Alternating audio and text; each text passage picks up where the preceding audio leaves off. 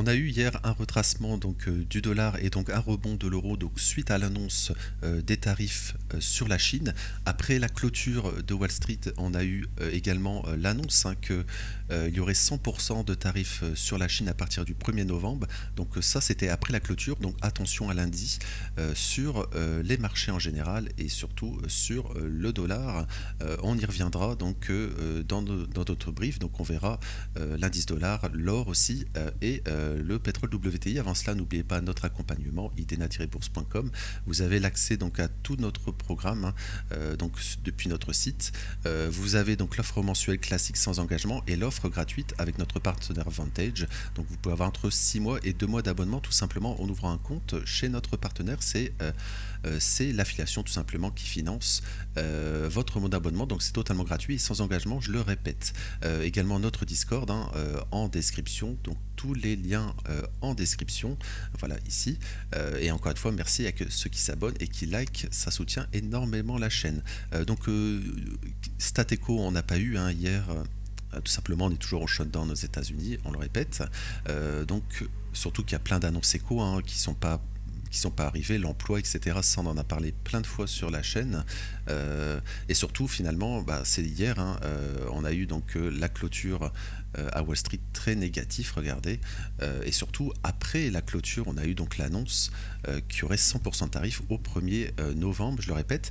Si vous regardez le Bitcoin, par exemple, le Bitcoin avait retracé, juste, je vais le mettre en 1 heure ici, avait retracé ici, suite aux annonces, donc jusqu'à minuit ici, on avait retracé environ de 5-6%, et suite à l'annonce des 100% de tarifs, on a refait une jambe de 4-5%, donc on a quasiment doublé les pertes suite à l'annonce. Donc je fais la vidéo, cette vidéo je la tourne samedi matin, donc peut-être je vais la publier plus tard dans la journée, donc peut-être qu'il y aura des news échos depuis, peut-être une réaction de la Chine, etc.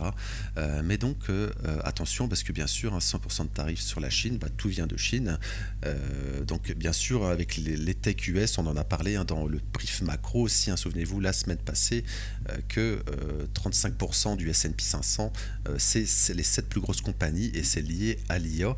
Et l'IA, il y a Nvidia bien sûr, Nvidia qui produit à Taïwan, etc. Donc voilà, attention au Black Swan et surtout à lundi, à l'ouverture. Pour le moment, ça s'annonce pas du tout positif. Alors le dollar, était revenu dans cette zone de fair value gap, toutes ces zones identifiées ici, la zone orange ici. Suite à l'annonce, on a eu une baisse du dollar. Pour le moment, on a pris les stops, en fait, tout simplement. On a pris les stops, on réintègre en clôture. Donc attention à la continuation, peut-être baissière, au moins un retracement sur le dollar la semaine prochaine. Voilà, pour le moment. Alors pour le moment, ça n'a pas vraiment la tête d'un top sur le dollar. Ça veut dire peut-être qu'on pourrait refaire un rebond sur le dollar. Voilà, techniquement, c'est pas une tête d'un top, surtout qu'il y a la bande de Bollinger ici qui va bloquer le cours, au moins à court terme. Voilà, attention, on pourrait peut-être avoir un rebond début de semaine sur le dollar d'un point de vue technique. Surtout, on va arriver dans cette zone de fair value gap ici. On pourrait y revenir également. Mais avant, on pourrait tout simplement faire un petit retracement et la continuation baissière. En fait, le début de semaine sera super intéressant parce que si on rebondit début de semaine, il faudra faire extrêmement attention à la continuation baissière et à la réintégration. En fait, on aurait donc la consolidation, on aura la double manipulation et peut-être finalement la correction sur l'indice dollar. Mais bon, pour le moment, sur l'indice dollar, les objectifs restent quand même à la hausse. Même si on a cette news echo, etc., il y a toujours cette zone à aller chercher. Et finalement, cette double zone de FVG mensuel ici et également trimestriel, on en a parlé plein de fois ici. Voilà.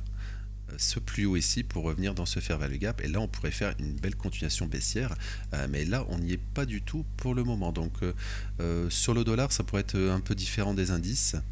Peut-être on pourrait rebondir, tout simplement faire un sommet ascendant pour faire une continuation haussière et inversement finalement.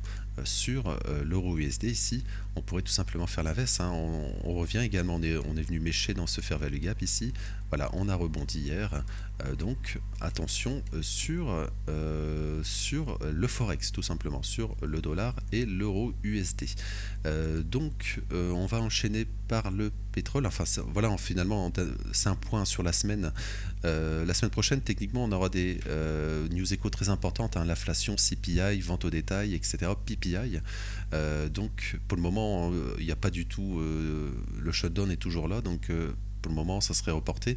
Et surtout, on pourrait avoir on va dire un pack de news échos à la reprise en fait, hein, quand le shutdown va s'arrêter.